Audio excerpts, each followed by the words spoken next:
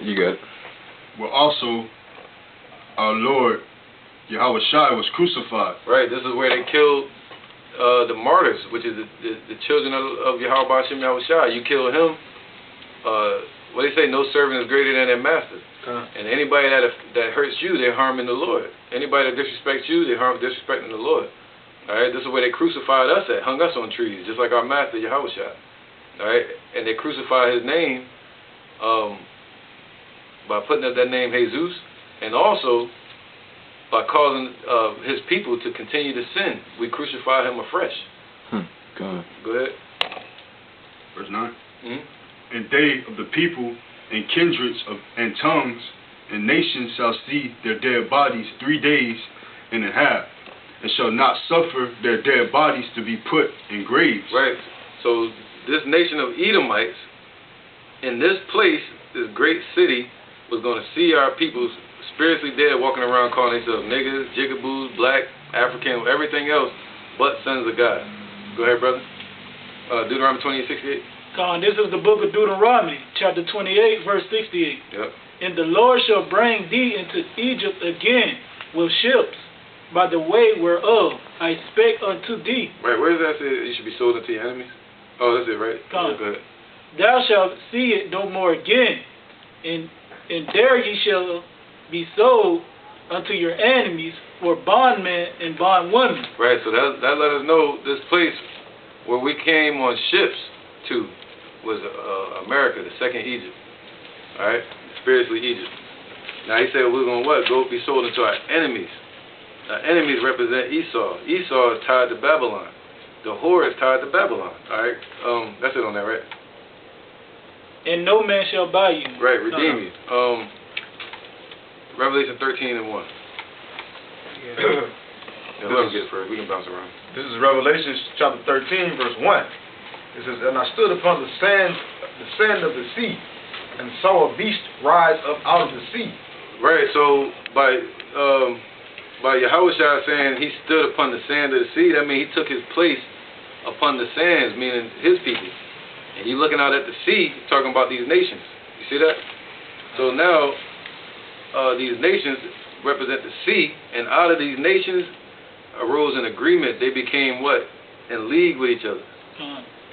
Alright? Confederate against us. But with that, you have the creation of a city or an agreement or a treaty called NATO. Alright? Called the European Union. Go ahead.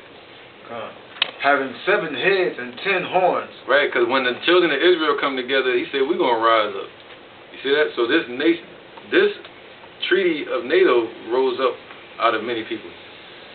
All right, go ahead, read it. Can you start from the top again, bro?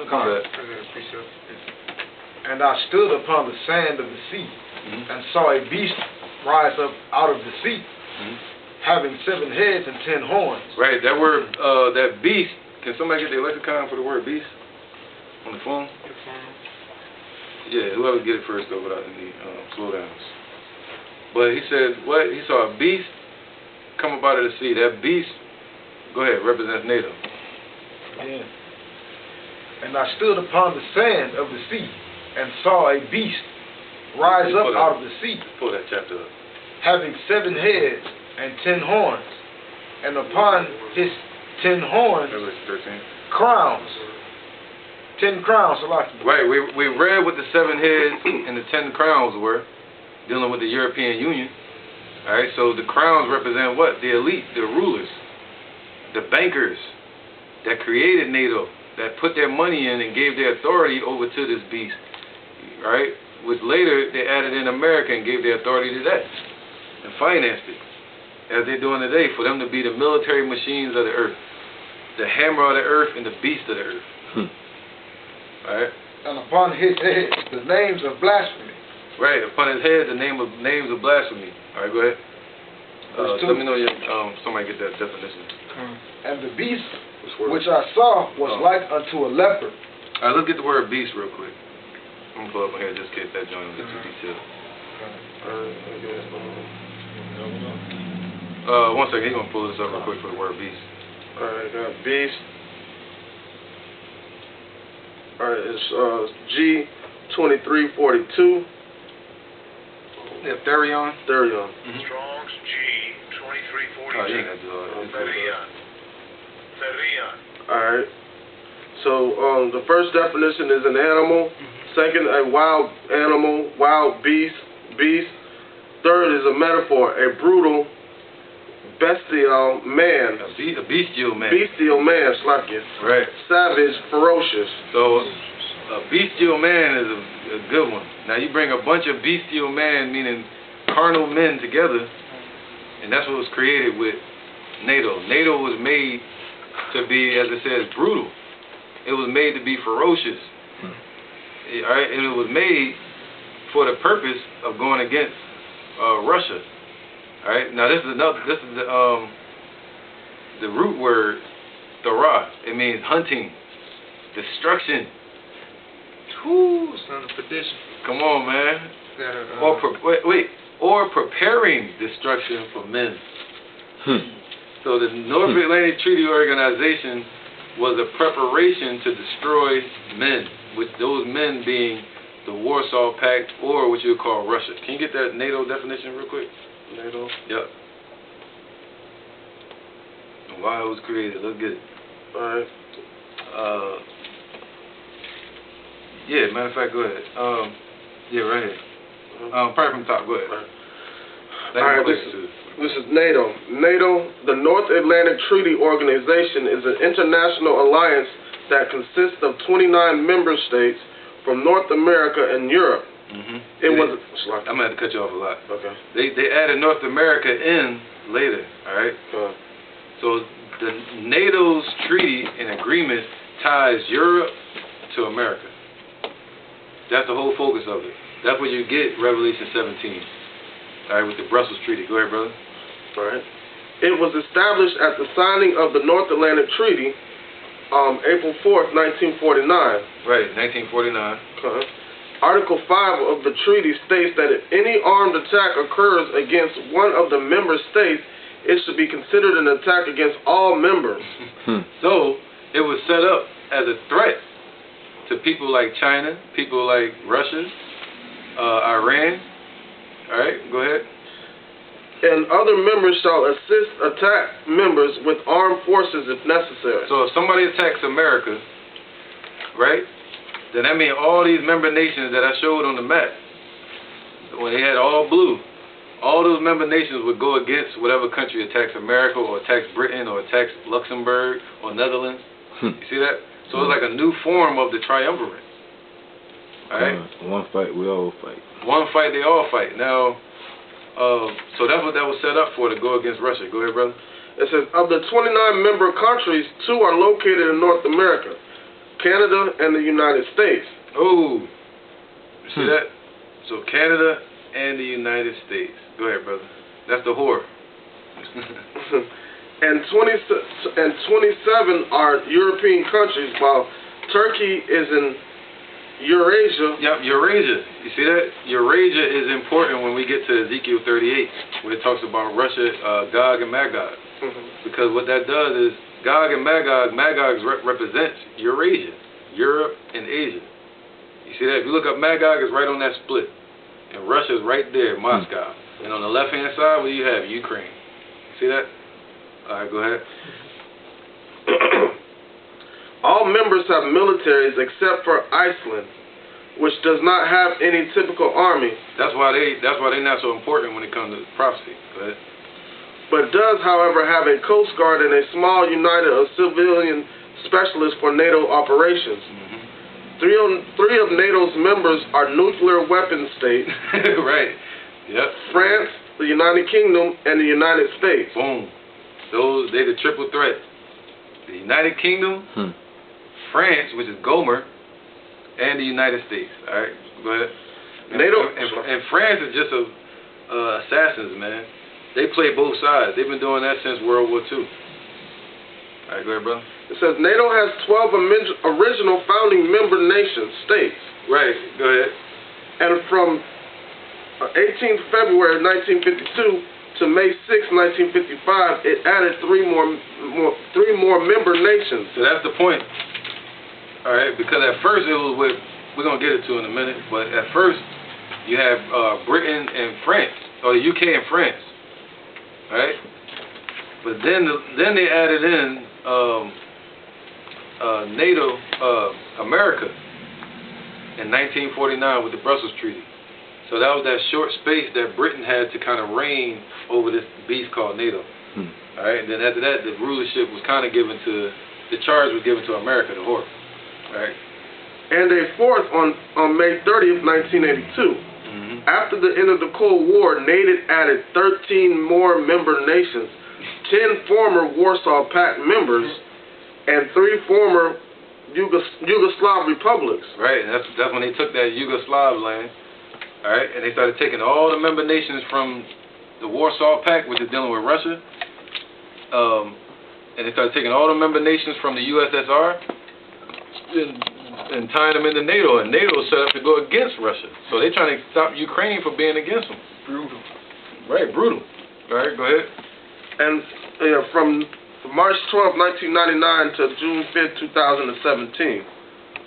And that was it on that. All right, let's leave that. Let's go back to where was we at? Still want Daniel chapter 7, verse 7? No, we're gonna save that. You got Habakkuk chapter 2. We read Revelation 13 and 1. Yeah, All the way to 2. We got 2 yet. Daniel 7 and 6. Okay. Yeah, we're gonna go back to Daniel 7 again though. All right. This is Daniel chapter 7. I'm starting at verse 6. It says, "After this I beheld, and lo, another like a leopard, which had upon Oh, Salaki, can you read Revelation 13 again and look at the word leopard now? And we'll get leopard ready? Yeah. So we know what the beast is, right? The breakdown on that is in Daniel 7 where it says the beast are kingdoms. The beast that is talking about are kingdoms and nations. If you can find it, Mazan, probably filter through while he reads. Go ahead, brother. Okay, this is Revelation chapter 13, verse 2. The beast, the kingdoms. And the beast which I saw was like unto a leopard, and his feet as the feet of a bear, and his mouth as the mouth of a lion. And the dragon gave him his power. Right, so now the leopard represents 17. You got it? Okay, but wait 1 second. The leopard represents Alexander, all right? And that's when they first got their stronghold with the pagans and Esau, with the Macedonians. But what was going to be the fall of them is the verse where it says the bear, all right? Now, so you have the leopard, and you have the bear, which represent the feet. It said at the feet, what scripture is that? The Lord going to take them at the feet. In the book of Daniel, where it say thick clay, miry clay mingled with Chapter 2. Yeah, chapter 2. Yeah, let's get that. This is Kind of bring some of these out early, but it's all good. This is Daniel. You said miry clay. Yeah. This is Daniel chapter 2. I'm gonna start at verse 40. And the fourth kingdom shall be strong as iron, as much as iron break in pieces, and subdue all things, and as iron that break all these shall it break in pieces and bruise. And whereas thou sawest the feet and toes part of parted clay and part of iron, the kingdoms shall be divided. Right, so that's the Brexit. The Brexit that happened in 2016, where Britain pulled away from this European Union, all right, and away from NATO. Go ahead. It says, the kingdom shall be divided, but there shall be in it of the strength of the iron. Right. So they are divided. Like places like Britain, they want to break off from the European Union, but still receive the European Union's money and strength. You see that in protection. And they want to be able to flow throughout any European countries, but they don't want to be tied to Europe to where they can't do deals with other nations, which would be the miry clay and the clay. So they want to mingle with the other nations like Africa. France want to do deals with Africa, but it ain't going to work. All right? They're going to try to break off from each other. Satan's going to be divided against Satan, and they're going to try to mingle into the lesser heathen nations. But the other heathen nations are not going to want to do deals with them. Go ahead. It says, For as much as thou sawest the iron mixed with miry clay, and as the toes of the feet were part of iron and the part of clay, so the kingdom should be partly strong and partly broken. Right. So that's happening right now. Go ahead. It says, and whereas thou sawest iron mixed with miry clay, they shall mingle themselves with the seed of men, but they shall not cleave one to another, even as iron is not mixed with clay. Right. So these nations ain't gonna deal with Britain or Esau. All right. So they see how they deal with each other, and all these lesser heathen nations, they want to become sovereign, you know, and push their own gold, their own oil, their own economies. All right. Go ahead. It says, verse 44. Yeah, break the feet of it, something like that. God, the Spirit's verse 44, the verse. And in the days of this king shall the Most High, Yahweh Bashem Yahushai, God of heaven, set up a kingdom which shall never be destroyed, and the kingdom shall not be left to other people, but it shall break in pieces and consume all these kingdoms, and it shall stand forever. Right. So that's what it means when he said he's going to take him at the feet of it. All right? At this statue of, what do you call it, Nebuchadnezzar? God. At the end of that statue, the end of wickedness, all the way from the Syrian Empire, all the way down to Esau. Esau is the end of the world. God. The end of the wickedness upon the earth. Get that. All right? So, in the midst of all this Brexit, in the midst of NATO, in the midst of the European Union, when they were strong and mighty, but now that they're scattered and mingling in with other nations, in the midst of that, that's when the Lord raising up a nation right in the midst of them. And at the same time, the Lord going to show up in these times. All right? What was that? You got a scripture? You probably got two scriptures. Looking for a precept. I got 2nd Ezra chapter 6. I'm going to start at verse 9. Yep. For Esau is the end of the world, and Jacob is the beginning of it that follow. That's right, man. So that's clear. That lets you know when we're at the end, we see the end in the prophecy that's spoken of the end, that it's time for Esau's downfall. And that lets you know who's ruling. Esau. All right? You want to go back to Daniel? That kingdom? Yeah, the kingdoms. All right. The water king. This is the kings, yeah. This is Daniel chapter 7, and I'm gonna start at verse. We said with the 4 kingdoms. 17. The water. This is Daniel chapter 7, verse 17, and the great beasts. Beast. Con. You got an S at the end. Beast.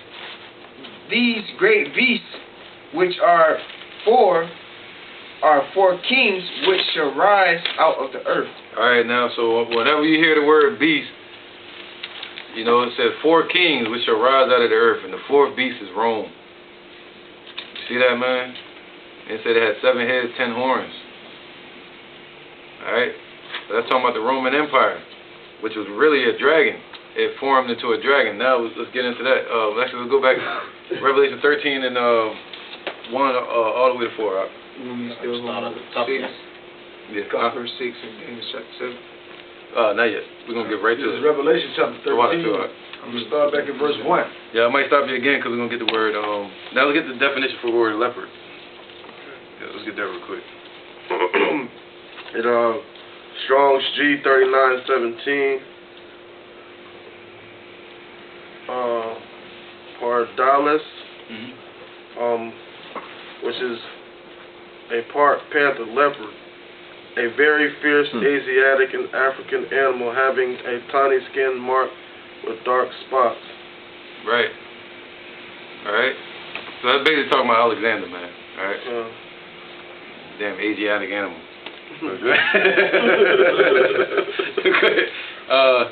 Real quick, because what's one of the things that everybody knew Alexander the Great for? Yeah, we can't forget that. That leopard helmet, man. Yeah. They knew he used to wear that. Yep. You can look him up right now. He got a leopard helmet on right now if you look him up, man. Yeah. Hey, the water. So that goes to show you that Yahweh Bashem Yahushua is the power of prophecy. You know, Daniel, he saw that vision way back then. Yeah, man. You know, and Alexander came later. That's right. That's right. Well, I ain't about to pull all that. It's like leopard curses and shit. I got a precept that you quoted out earlier. Alright, go ahead. This is Matthew chapter 12. I'm gonna start at verse 25. And Yahushua knew their thoughts, and said unto them, every kingdom divided against itself is brought to desolation, and every city of house divided against itself shall not stand. Right. So, because Esau, in the times where, oh man, that's so beautiful, because he letting us know the signals to watch for. We don't know the day or the hour, but we know to watch for earthquakes, people divided against each other, nation divided against nation, the RFID chips are getting pushed. You see the children of Israel waking up as an army, spiritual army. And when you see Esau divided, we know that they're about to fall because they cannot stand. And if they cannot stand, we know that we're at the end of that age of Esau's rulership since the time of Alexander, all the way up till now. And we'll be at the end of that wickedness upon earth and our bondage that the Lord set out for us since Assyria, since he brought the judgment of Assyria on us and the Babylonians, and then to the Persians and the Medes, then the Greece, and then the Romans. That's a time period of a certain embodiment of our bondage, you know. All right, go ahead. And now that time is up. Lamentations. Yeah, anybody, whatever you say, you know, go ahead. This is second Ezra chapter 9. I'm gonna start at verse 1 to back it up. Let me know if you got it. It says, Alexander. You daughter of Edom. See the leopard skins. This is second Ezra. That's not him, but you know that's what they represent. There you go, back in the day. Go ahead, brother. This is second Ezra chapter 9. I'm gonna start at verse 1. He answered me then and said, measure thou the time diligently in itself. Right, and we measure the time, the age. The word time, age, and kingdom mean the same thing. All right, so we measure the time diligently in itself, being a watching the prophecies, man. All right, go ahead. And when thou seest part of the signs past, which thou hast which I have told thee before, then shalt thou understand that it is the very same time wherein the highest will begin to visit the world which he made. That's right, man. Go ahead. Therefore, when there shall be seen earthquakes and uproars of the people in the world, then shalt thou well understand that the Most High spake of those things from the beginning, from the day that were before thee, even from the beginning. Right, man. So the Lord spoke of these things from the beginning. He set everything in its course. So when the end comes, Esau is going to realize that they were Esau, that they've been walked all the way to their judgment, to death row. You know, that everything they've done has been in vain. It's been controlled by a higher power. See that? And that's what they're going to realize. Their pride is going to be deflated.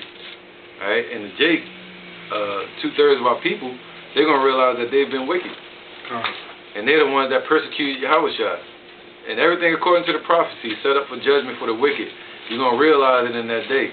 And now the righteous, they're going to realize that the Lord walked them into the kingdom from the beginning.